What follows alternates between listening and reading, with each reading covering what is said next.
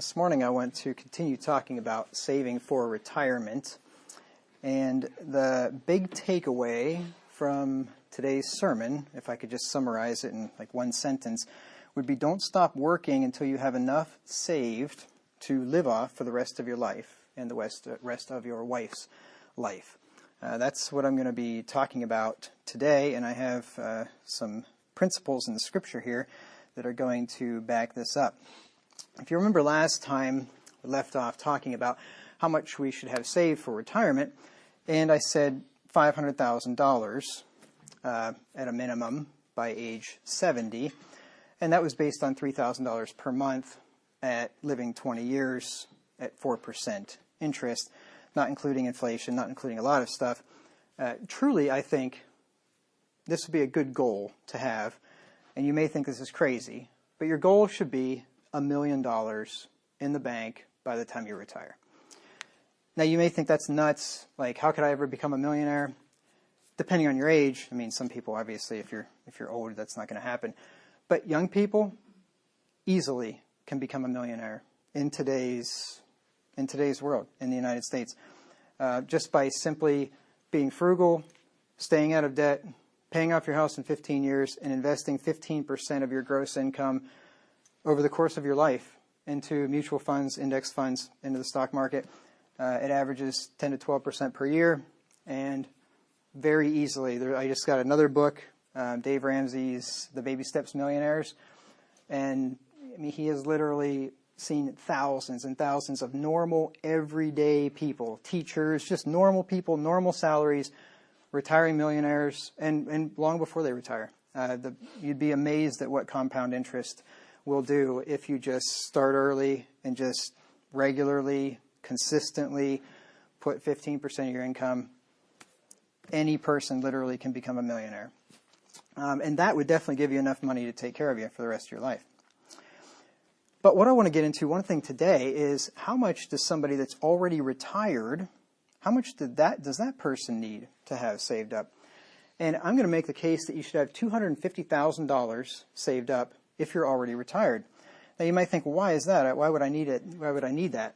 I'm on Social Security. That's the reason why you'll need it, because you're on Social Security.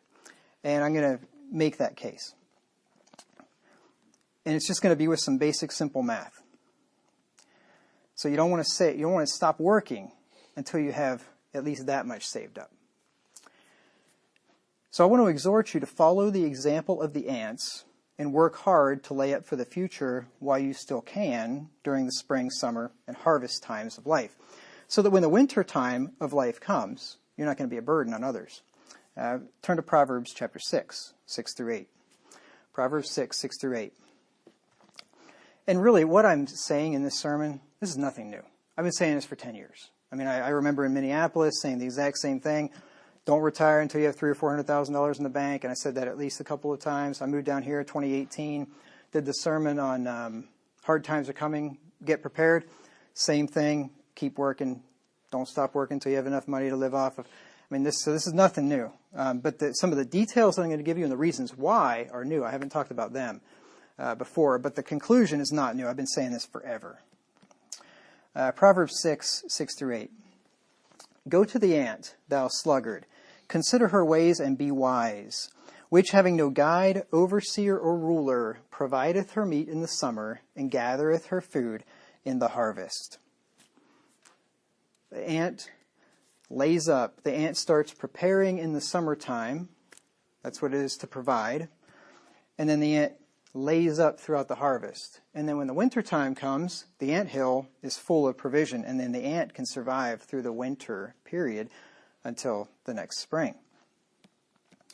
The ant does this without a guide, without an overseer, or without a ruler. Nobody is breathing down the ant's neck saying, you better get out there and work, you better lay up, you better get that anthill full before harvest. The ant's just smart enough to know, winter's coming. There's a time when I'm not going to be able to work anymore. I'm not going to be able to gather anymore. I've got to do it now so that I have enough when winter comes. The ant just knows that. And we ought to know it too. It's not exactly rocket science or brain surgery, is it? The ant provides for her necessities. To provide is to prepare, get ready, or arrange something beforehand. This definition is cited in Coverdale's Bible, which was one of the Bibles previous to the King James, and it cites this very verse, Proverbs 6 and verse 7, as a usage of this definition.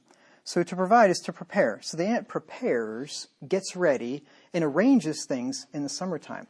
That's why I say it's important to start early, and I'll get to this later, spring, summer, harvest, winter, times of life. But it's important to start early.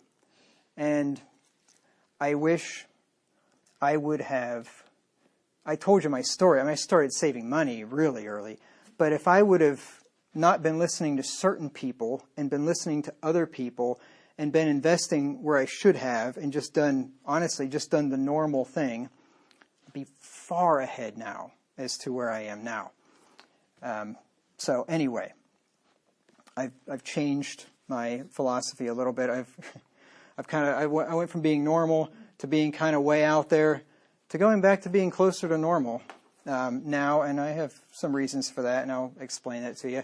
I'm not totally normal, but when it comes to investing, I think sometimes just the old tried and true methods without following all the contrarians sometimes is maybe your best bet. But anyway, I'll get to all that when I'm talking about investing later.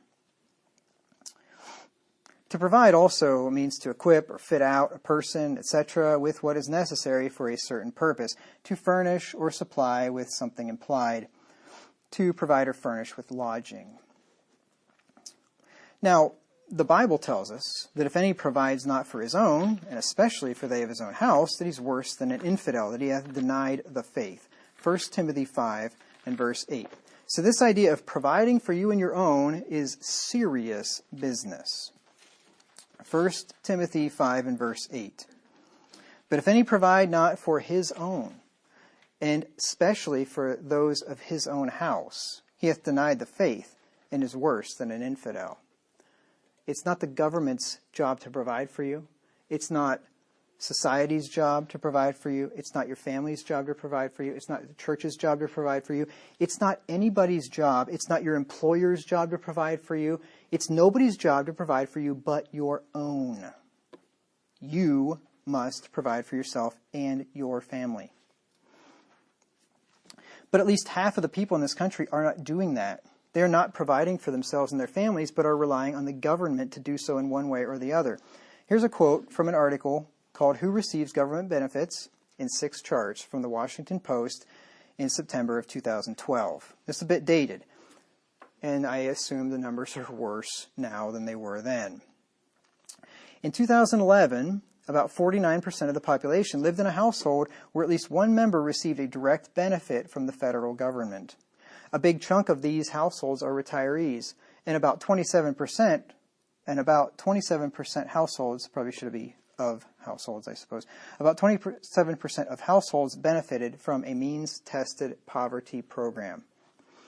So over a quarter of the households are on some kind of assistance, some kind of food stamps, some kind of welfare, and just about fully half, 49% of people are receiving some kind of a check from the federal government. Half of all households. That was, quite a few years ago, 13 years ago. I'm sure it's not any better now. It's likely grown worse. But the ant is not like that. The ant's not getting a check from anybody. The ant provides her meat by herself.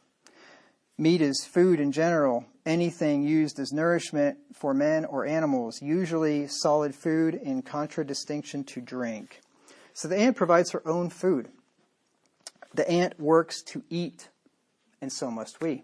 That's what the Bible teaches. If you want to eat, you must work. 2 Thessalonians 3 and verse 10. 2 Thessalonians 3. You must either work to buy the food and consume it in the immediate, or you must work and lay up to be able to buy the food later. The ant eats during the summertime because she works during the summertime, but then the ant eats during the wintertime because she laid up during the harvest. That's why she has the right to eat, because she laid up and store. 2 Thessalonians 3 and verse 10. For even when we were with you, this we commanded you, that if any would not work, neither should he eat. Now, pay close attention to the wording there. It doesn't say if any cannot work. It says if any would not work, the past tense of will. If any will not work, could work, but won't work, that person should not eat. See, the link between working and eating has been broken in this country for a long time.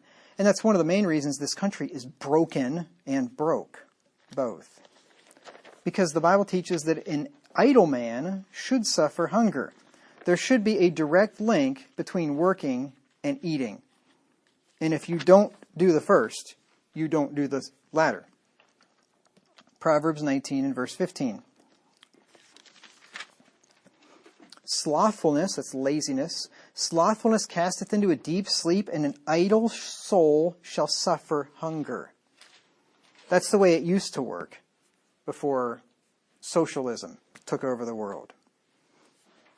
Now it's just become just normal to think, oh, somebody else will take care of me. My kids will get free lunches at school because they just should. I mean, why should I have to pay for my children's food? Children should get free food at school, right? Because why not?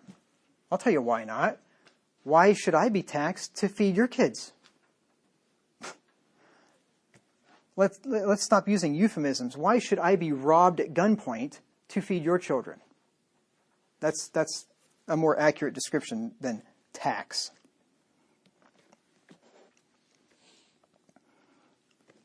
I'm happy and love to be generous and willingly give to people.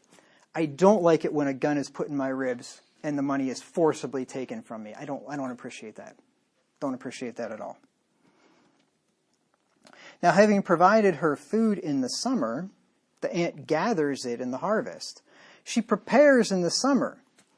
And then the harvest time comes, and now it's time to bring it all in, lay it up. To gather means to bring things together, to collect from different quarters into one mass or place, to acquire by such means, to amass. Also to gather together. In other words, the ant amasses wealth. That's what she does. Now, in her case, it's not precious metals, it's not paper money, it's not stocks, it's not, it's food. In her case, that's her wealth. That's the only thing the little ant needs. The little ant doesn't really need clothing. The little ant doesn't need anything except for an anthill and food. So she amasses wealth. You know what that tells me? There's nothing wrong with amassing wealth. The Bible is literally telling you to amass wealth. That's what it's literally telling you to do. Follow the ant and amass wealth. Not just for the sake of being rich, quote unquote. You know why you want to amass wealth? Because winter's coming and you want to get through the end of winter. That's why you want to amass wealth. That's the whole point. The whole point of becoming a millionaire, if that's your goal, I mean, I hate to tell you, a millionaire is not rich. Right? To have $1 million, you are not rich by any stretch. You could blow through $1 million in a heartbeat. A heartbeat. I mean, literally. I mean, you could go on a nice shopping spree for a weekend and blow through $1 million. Literally. I mean, it'd be so easy. Go to a nice car dealership and your $1 million is gone if you buy a few of them. I mean, seriously, you're not rich by any stretch of the imagination, but you are financially independent and you can take care of yourself for the rest of your life if you just live reasonably and wise, right, on $1 million.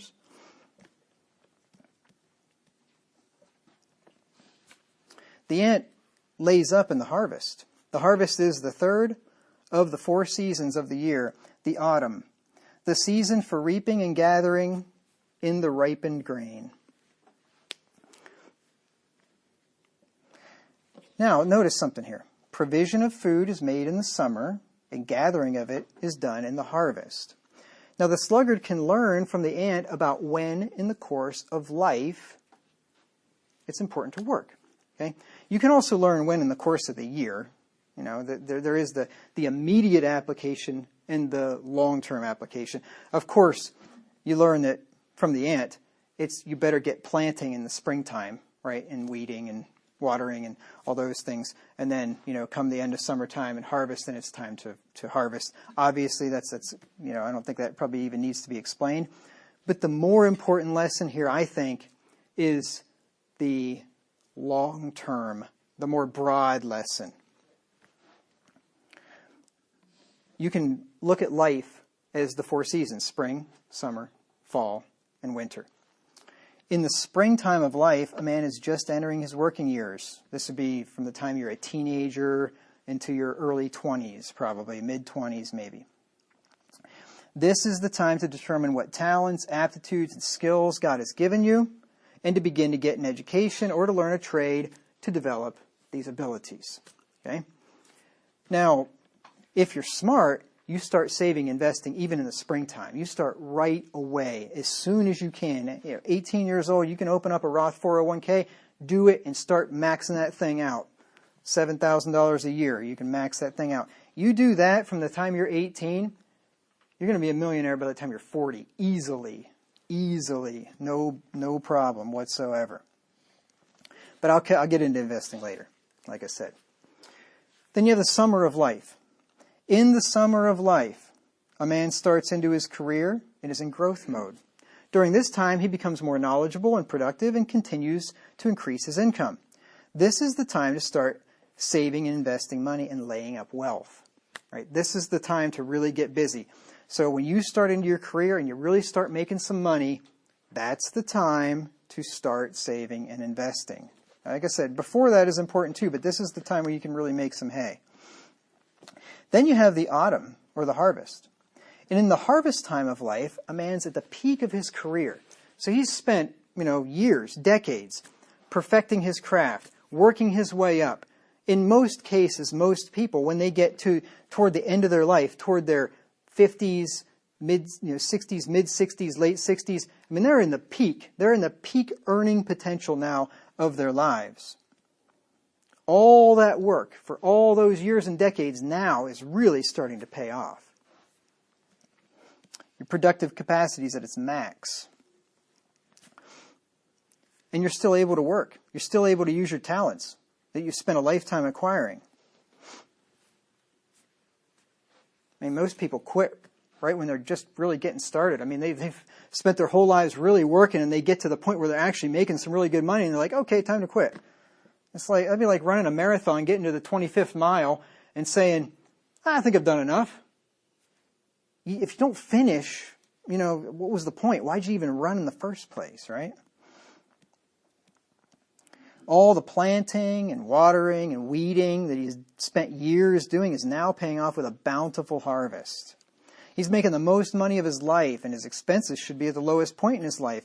Having paid off all his debt, having an empty nest with his children all grown and out of the house, if you haven't started saving money before that point, you can really start laying it up at that point. Now, you should have done it a long time ago, and interest was on your side, you'd be way ahead. But nevertheless, this would be the time. This would be the time to really start laying it up. Now is the time to reap the reward of a lifetime of labor and work and save as much money as possible while you still can work. And as Jesus taught, it's important to work while it's day, because the night cometh when no man can work. John 9 and verse 11. John 9 and verse 11. It's important to work while it's day, while you can, in other words. Because someday there's going to be there's coming a day when you won't be able to work. That happens for most people. Some people just die, when they are still of working age. I've known people that, we had a brother in Minneapolis that he was 73, but he was still running his own business. He could still work. He just died like that. Sometimes that happens, but for most people, it's more of a slow progression. You can do less and less, and eventually you just kind of get to be like, you're just kind of sitting there and you can't do anything anymore because you're just old, you're decrepit, mind doesn't work, your body doesn't work, whatever. That just usually happens. You get to the point where you just can't work anymore. So you want to work while it's day, while you still can. John 9 and verse 4. I must work the works of him that sent me, Jesus said, while it is day. The night cometh when no man can work. Well, then you have the winter time of life. You got springtime when you're young. You got summertime when you're starting to just come into the prime of life. And then you got the harvest time when you're really able to maximize your earning potential. And then comes the winter. Now, the winter doesn't necessarily come at a certain age. Some people's winter might come at 60 because they have some debilitating disease and they're done, right?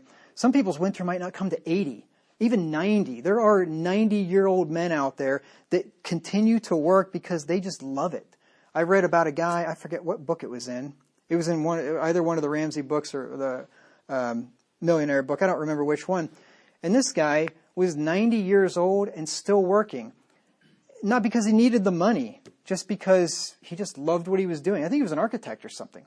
And he was still designing buildings at 90 years old, going to work every day, just because what else was he going to do? He knew if he retired, he'd die. And I'll get into that later. That's what happens. No, not always, but a lot of people, they retire and then they die. Especially men, because they have no purpose after that. Because a lot of men, their purpose in life was really their work. What they did gave them purpose. It gave them meaning. It gave them a reason to get up in the morning. And a lot of times when that ends, they don't last too long. But I'll talk about that later. In the wintertime of life, a man is now beyond his working years. He's old and physically incapable of working. And at this point, he should have a large store of wealth laid up that he can live off of for the rest of his life, so that he doesn't have to be a burden on anyone else. Americans desperately need to hear this message and learn from the wise ant, because the vast majority of Americans have little to nothing saved for retirement. And I'll give you some quotes here. This is from an article from 2018 called Retirement Crisis. The typical working American has nothing saved for retirement. It says a startling new report issued by the nonprofit National Institute on Retirement Security found that despite the, quote, recovery, this is talking about the recovery after the 2008 meltdown, despite the recovery of the last decade leading to all-time highs in the stock market, the savings levels of Americans who seek to retire are, quote, deeply inadequate, unquote. In fact, the median retirement account balance among working individuals was found to be zero. Zero. That's the median, not the mean or the average. I don't know if you know the difference between average and median. Median is the middle point. So if you take 100 people, the 50th person is the median. So if you have 100, if you look at income spread out over 100 people, where the poor are down here and in the 0, 1, 2, and the rich are up here at the 99, 100, the middle person is the median income. Now, the average income would be if you took all those incomes and just spread them out evenly among the 100 people, took the average, and whatever each person, on average would make, that's the average. But the median can be different, because a lot of times, especially with wealth, on the one end, these people here have all the wealth, towards the top, and then these people down here don't have very much. So the median might not necessarily be the average, right? The median could be a lot below the average, because if you averaged out all the wealthy people, the poor people would be a lot higher, if that made any sense. So the median person in America has nothing saved for retirement. Now, it probably doesn't take a lot to figure out that if you have nothing saved for retirement, you're not going to be able to stay retired for very long. Like, no time, right?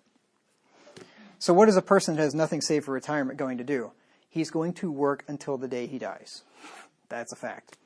Or he's going to work until he can't work, and then he's going to rely on somebody else to take care of him. And I don't think any of us want to do that. The report found that more than 100 million Americans that are of working age don't have any retirement account assets in an employer-sponsored 401k type plan, individual account, or pension at all. To make matters worse, 4 out of 5 Americans were also found to have less than 1 year's income in their retirement accounts. So 80% of people have less than 1 year of retirement saved up.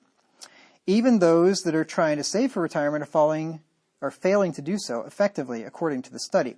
It stated that 77% of Americans come up short of even the most conservative retirement savings targets for their age, based on estimates that have them working until age 67.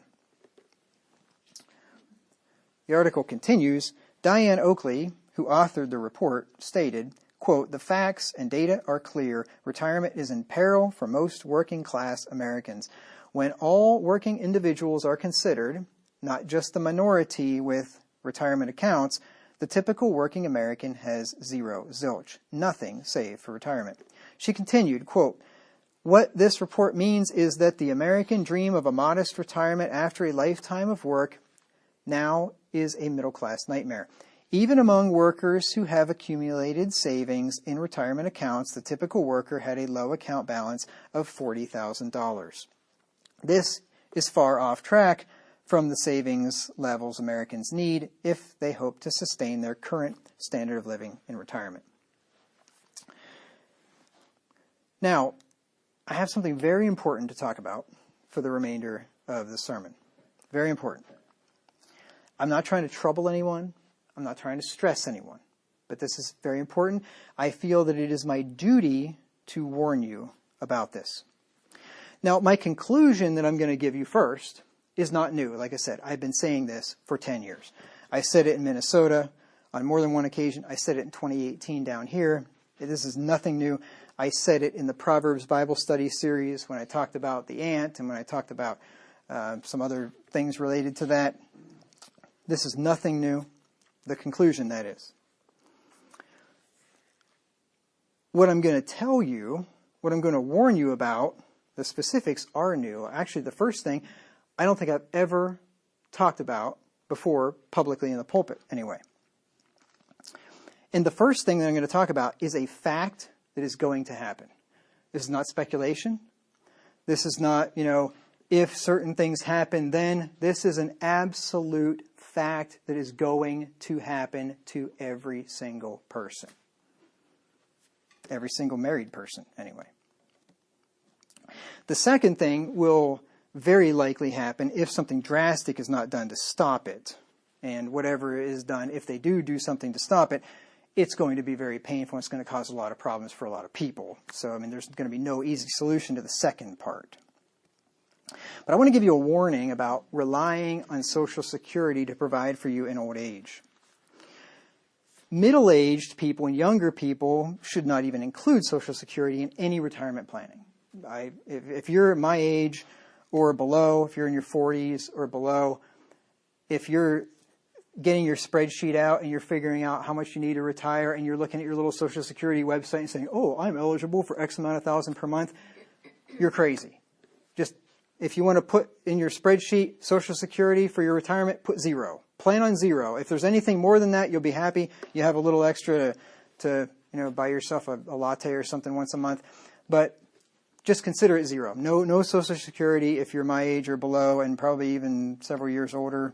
If you're even in your 50s, I wouldn't plan on it, but definitely my age and below, don't plan on it. Assume that you'll get nothing from Social Security. Just make peace with the fact that you have been robbed of thousands and thousands and thousands of dollars. You've been robbed and pillaged. It's been given to other people to live off of. You're never going to see a penny of it. Make your peace with it. Don't get bitter about it, because it just is. It just is. You've been screwed. That's all there is to it.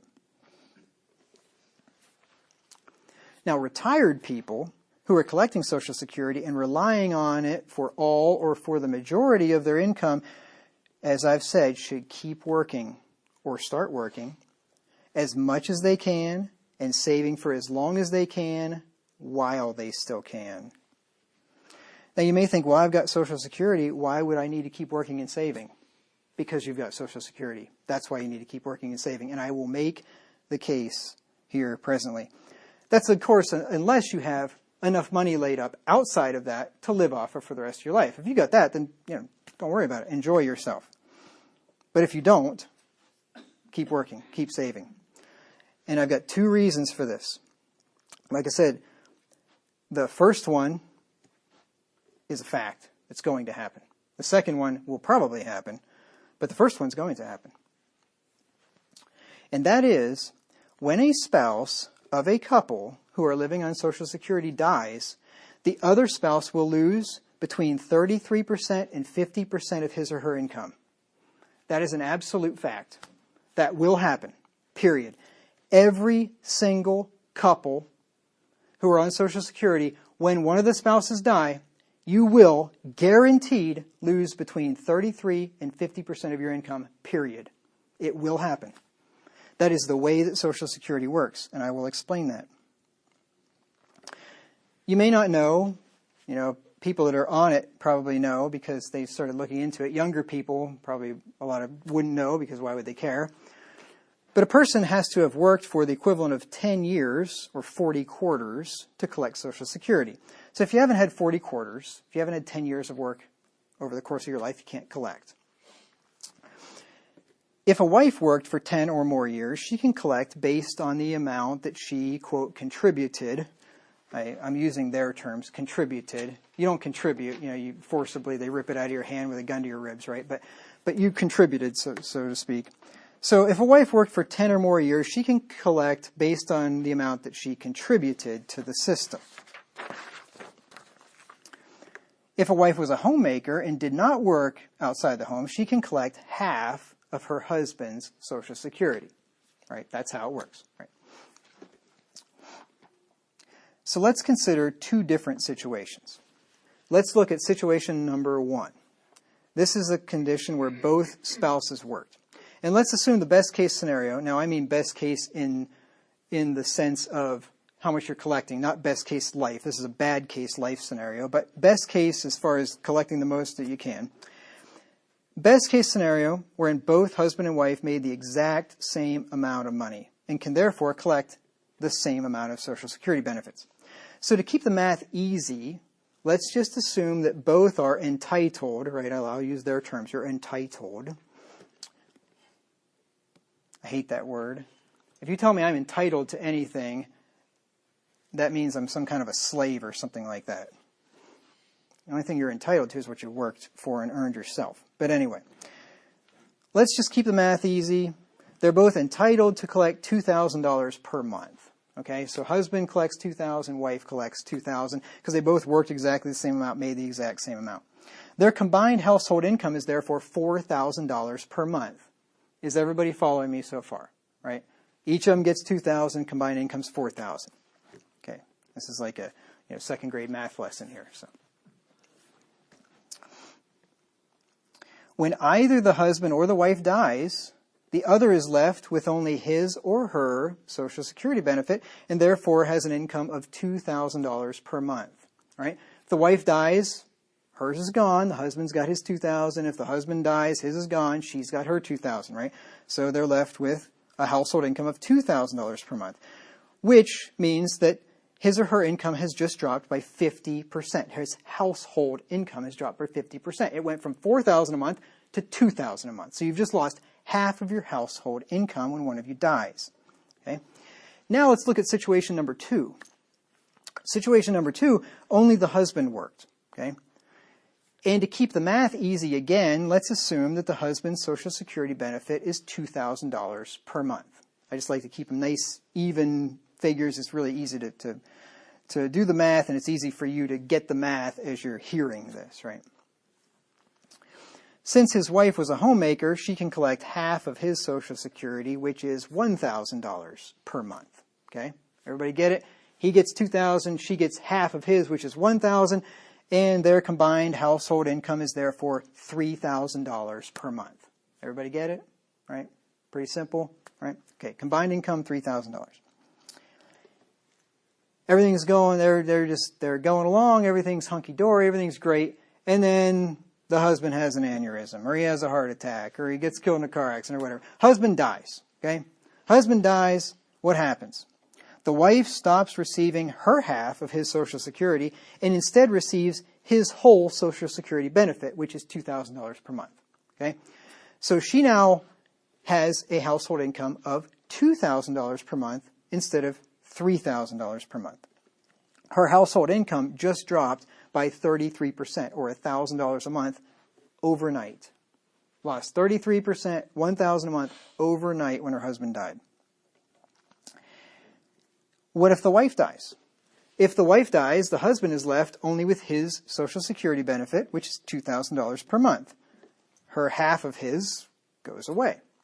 His household income has just dropped by the same amount, by 33%, by $1,000 a month. He now has $2,000 instead of $3,000 in household income.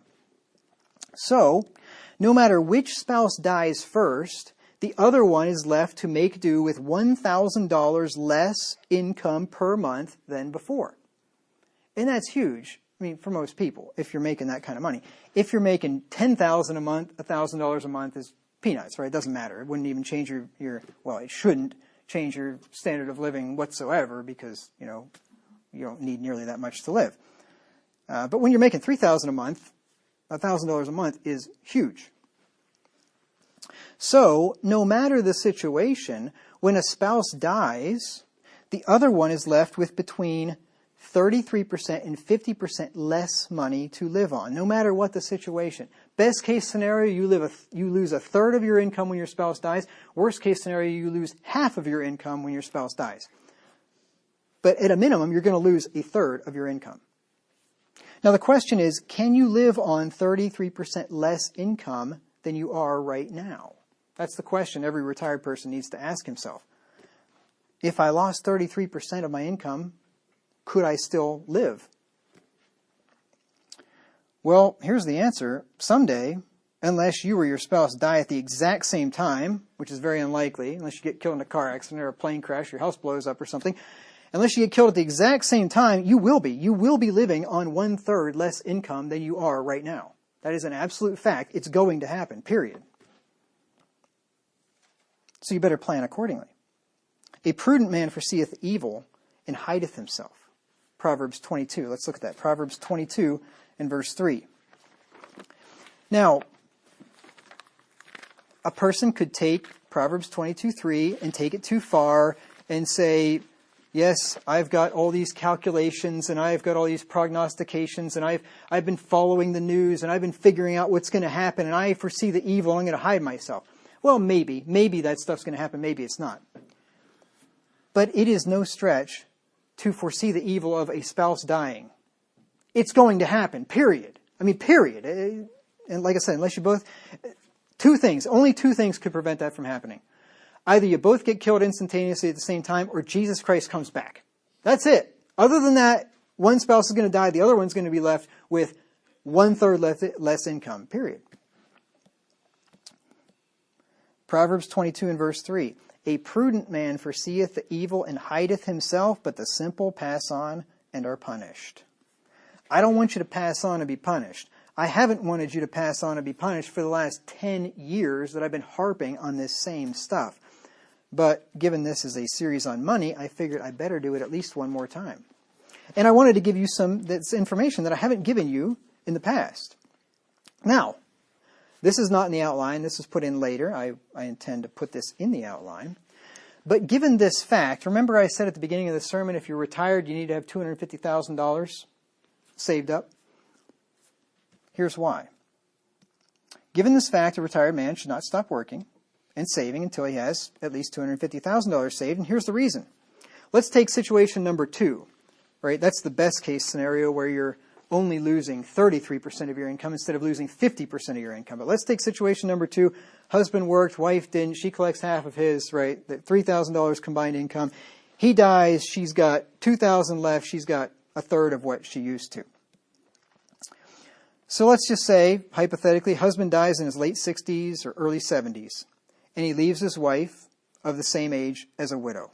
Now, in a lot of cases, the wife's, several years younger, so she could be, even younger yet, so she'd have even more time to live, but let's just say, around the same age. She could still live 10, 15, 20 years. It's nothing for a woman, especially, to live into her late 80s or even early 90s. That happens all the time. I mean, I'm not saying it happens, it's not, the average woman doesn't live quite that long, but it is not uncommon at all for women to live into their mid or late 80s and even early 90s. I got 2 grandmothers that lived into their 90s, and I've known plenty of women that lived into their mid or late 80s. She now has $1,000 less per month to live on. Now we'll just do some very simple math. That's $12,000 per year less income to live on. In 10 years, which means when she's in her late 70s or early 80s, that's $120,000 of lost income and probably needed income that she doesn't have. She is now $120,000 in the hole. In 20 years, which is in her late 80s or early 90s, that's $240,000 in lost and needed income. That doesn't even factor in inflation. Social Security cost of living adjustments, the COLA adjustments, don't keep up with inflation. They're based on the CPI, which understates inflation by about half. So every year you have less and less income, less and less purchasing power anyway. I'm not even factoring that in. So why did I say $250,000? Well, having $250,000 saved will cover her lost income if she lives for 20 years after her husband dies within a few years of retiring. That would cover it. This assumes that there will be no cuts to Social Security, which brings me to my next point. This assumes that Social Security just continues on like it is right now for the next 20 years.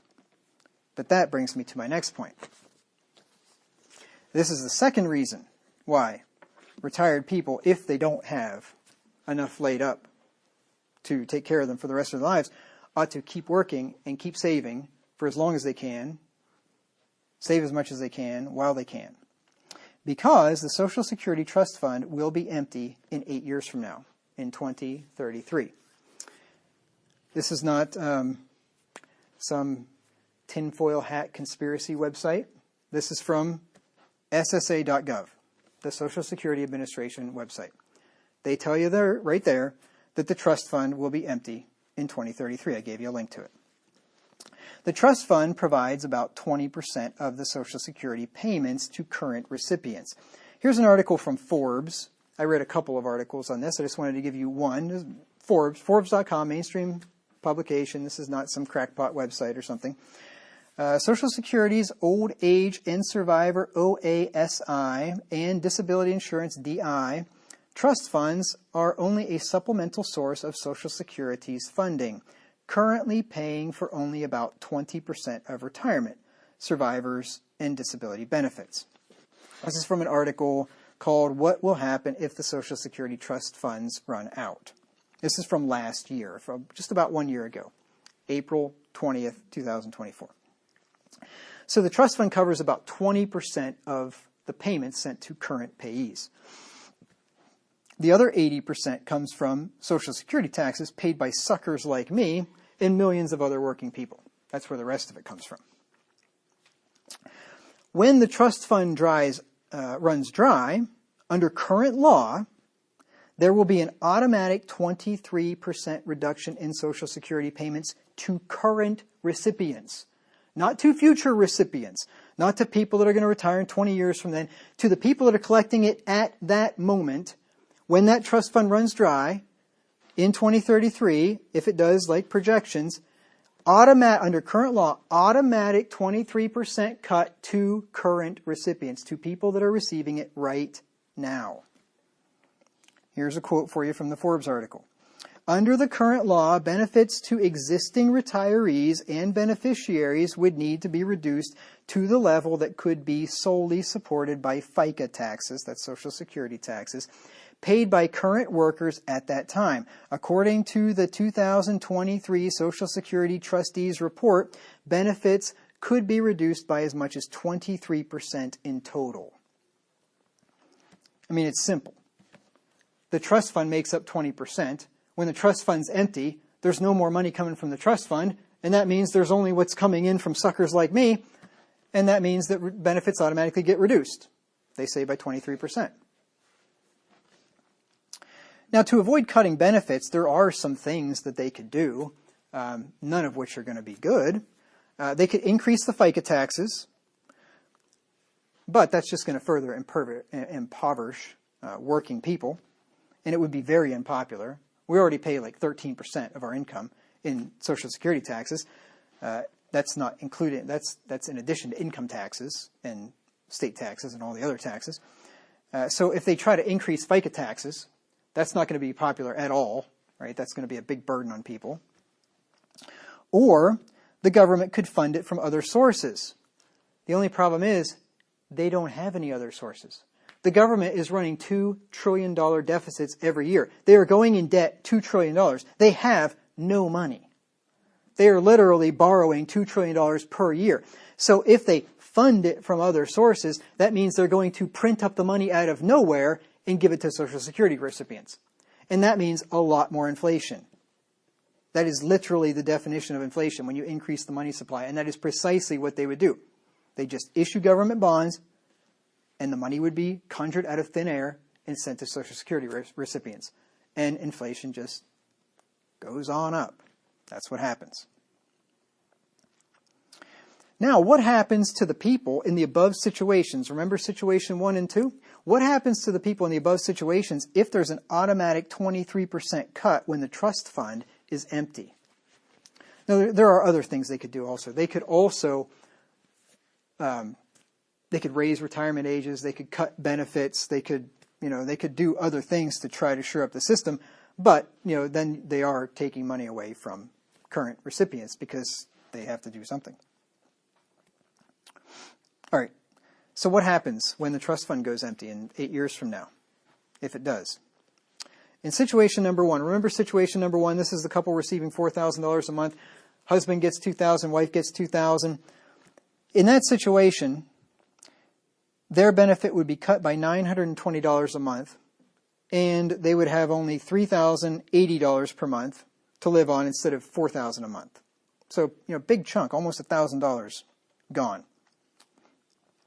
What about the widow or the widower, though, in situation 1? The widow or the widower in situation 1 receiving $2,000 a month would have his or her benefit cut by $460 per month and would have only $1,540 a month of income. This means the widow or the widower's Social Security income would have dropped from $4,000 a month when his or her spouse was alive to $1,540 a month after the automatic cut took place. And this means that the widow and the widower would experience a 61.5% reduction in household income. That is 65% reduction in income from when they were both alive before the trust fund ran out to one of them's dead and the trust fund is gone, 61% reduction in household income. Who out there is going to be able to absorb that doesn't have, a bunch of money laid up to live off of? Situation number 2. This is where the husband worked, wife didn't. She collects half his Social Security. They're making $3,000 together. Brings in $2,000. She brings in $1,000. This couple, receiving $3,000 a month from Social Security, would have their benefit cut by $690 per month and would only have $2,310 per month of income. Substantial amount, $690. Just take your current income and knock $690 off of it and say, would that change my standard of living? I would think for most people, yes, that would definitely change your standard of living. What about the widow or the widower, though, in situation 2? Receiving $2,000 per month. He or she would have his or her benefit cut by $460 a month and would have only $1,540 per month of income. This means the widow or widower's Social Security income would have dropped from $3,000 per month when his or her spouse was alive to $1,540 per month after the automatic cut took place. This means that the widow or the widower would experience a 48.7% reduction in household income. Basically, if a couple is collecting Social Security now, in 8 years from now, if one of you is dead, your income from now until then is going to be half. You're going to have half as much income in 8 years from now than you do right now, if the trust fund dries up and they don't print money to the moon and destroy the currency to try to save it. Which they might. And that would be an even worse situation, I think. Because then it wouldn't just be old people that are struggling. It would be everybody that's struggling. And you'd have, runaway inflation like so many nations have dealt with in the past. The question is, can you live on 48.7% less income than you are right now? Most people making that kind of money are not going to be able to say, oh yeah, I just take half my income, I'll be fine. I can just live just like I am now. Most people are not going to be able to do that. If you're making 6 figures, yeah, no big deal. Not when you're making $36,000 a year. Someday, if you are a widow or a widower who lives more than 8 years from now, and there's an automatic 23% cut to the Social Security benefits, you will be living on about half of your current income. And you better plan accordingly. A prudent man foreseeth the evil, and hideth himself, as we've seen.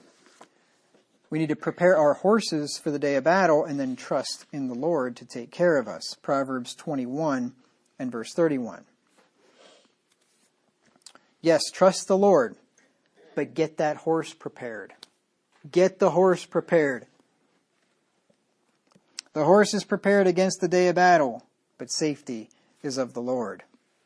But the Lord still expects the horse to get prepared. So you need to start saving for retirement right now. Doesn't matter how old you are. It doesn't matter if you're an 18-year-old kid. That's the best time to start saving for retirement. Doesn't matter if you're 18, if you're 40, if you're 60, if you're 70, if you're 80. It doesn't matter. If you don't have enough money right now laid up to live on for the rest of your life, start working. Work as much as you can. Save as much as you can. Because I've just showed you hard times are coming, period. Whether it's just the death of your spouse or whether it's the insolvency of Social Security, which is likely, but definitely the death of your spouse. I mean, hard times or major changes are coming, period. It's going to happen. Unless you happen to both get whacked by a bus at the same time. Here's what Dave Ramsey had to say in the Total Money Makeover, page 54. Just showing you I'm not the only crazy one here. How can I put this delicately? There is no shining knight headed your way on a white horse to save the day. Wake up. This is the real world where sad old people eat Alpo. That's dog food. Please don't be under the illusion that this government, one that is so inept and dim-witted with money, is going to take care of you in your golden years. That's your job. This is an emergency. The house is on fire. You have to save. You have to invest in your future. You won't be fine. Do you get the picture? His words, not mine. We live in the land of plenty, and that has lulled a large percentage of Americans to sleep thinking everything will be, quote, okay, unquote. Things won't be okay unless you make them that way. Your destiny and your dignity are up to you. You are in charge of your retirement. Of course, Dave Ramsey is a Christian professing man, and he would likewise say, of course, you also trust in the Lord for him to provide. But you know what he's also going to tell you? Get the freaking horse ready. Prepare the horse. What if your life, he goes on to say later on in the book, what if your life depended on how you managed your 401k or whether you started your Roth IRA today? Actually, it does. Because the quality of your life at retirement depends on your becoming an expert in money management today. And like I said, this is not exactly rocket science. It's not like to become an expert means you have to become an expert options trader or something like that. No, it's as simple as pay off your debts, stay out of debt, pay off your house in 15 years, put 15% of your gross income in your 401k, in mutual stocks or in index funds, or mutual funds or index funds, and I'll talk about those later, and just do that every 2 weeks for the rest of your life, and things will be fine. God being your helper. If you don't have nuclear war or something crazy like that, right? It's not rocket science. It's not rocket science.